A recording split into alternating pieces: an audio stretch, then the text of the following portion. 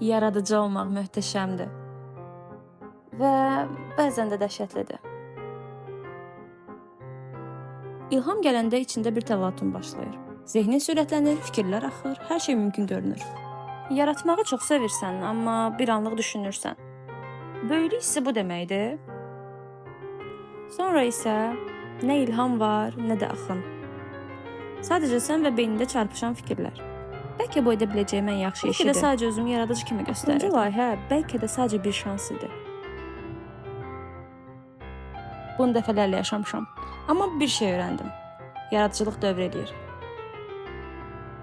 İlhamla boşluq arasında bir rəqsdir bu. Və boşluqlar sənə darıxdırıcı gələ bilər. Amma əslində olan onlar səni daha dərinə aparır. Çünki ən orijinal fikir əvvəlcə heç bir fikrin olmadığı yerdə doğulur.